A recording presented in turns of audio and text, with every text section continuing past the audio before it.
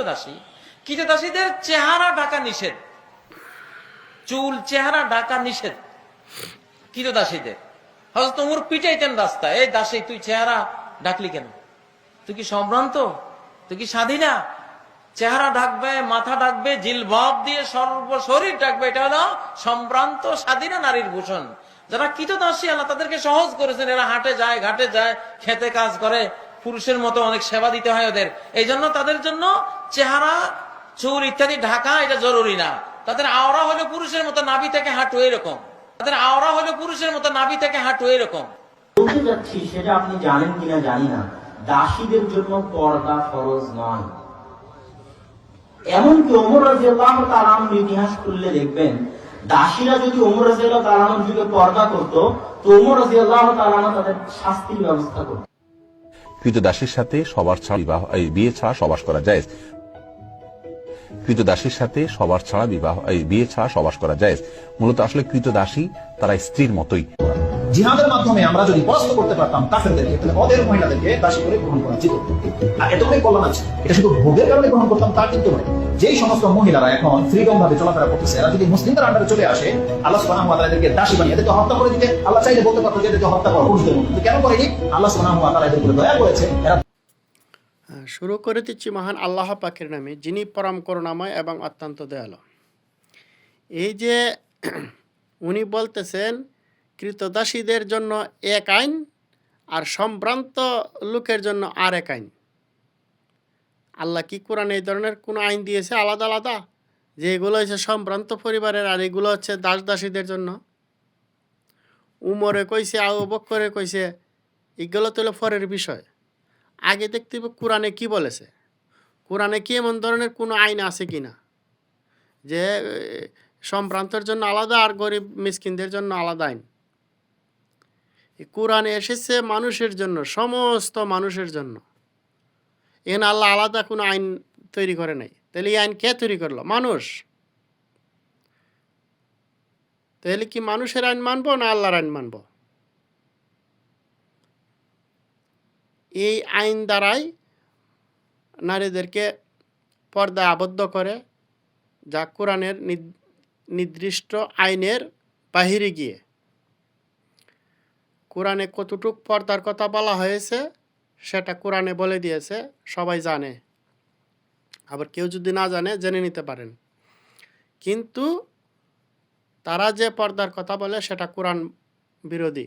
কোরআনের এই ধরনের কথা বলে নাই যে এইভাবে পর্দা করতে হবে। কিভাবে করতে হবে কোরআনে বলে দিয়েছে। তা তারা বলতেছে কৃতদাসীদের জন্য পর্দা ফরজ না, সম্ভ্রান্ত পরিবারের জন্য ইয়া ফরজ।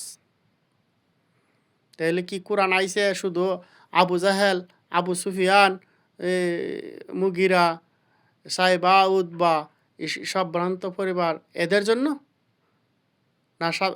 বাংলাদেশ হযরত বিল্লাল রাদিয়াল্লাহু তাআলা আনহুর জন্য কি কোরআন আসে নাই? উনি তো ছিলেন কৃতদাস। এই কৃতদাসকেই আল্লাহ নবী বলেছে যে কাবা ঘরের উপরে উঠে ইয়া করো, আজান দাও। এখানে কাবা ঘরের উপরে উঠে আজান দেওয়াটা মুখ্য বিষয় না। মুখ্য বিষয় হচ্ছে একজন কৃতদাস, এই কৃতদাসকে সম্মান দেওয়ার জন্য, যে কৃতদাস আল্লাহর বান্দা, তোমার জন্য যতটুক ফরজ এই কৃতদাসের জন্য ততটুক ফরজ। কৃতদাস হয়েও একজন আল্লাহর প্রিয় বান্দা হতে পারে, আর তুমি সম্ভ্রান্ত পরিবারের হয়েও একজন নিকৃষ্ট দুযোগের কীট হতে পারো। এখানে কাবা ঘরে উঠে আজান দেওয়ার বিষয়টা না, বিষয়টা হচ্ছে সেখানে সাদা এবং কালার, ছোট এবং বড়র, দাস এবং সম্ভ্রান্তের অহমিকাকে ভেঙে দেওয়ার জন্য বিলাল রাদিয়াল্লাহু তাআলাকে কাবা ঘরের উপরে উঠানো হয়েছে, সেখানে উঠে আজান দাও।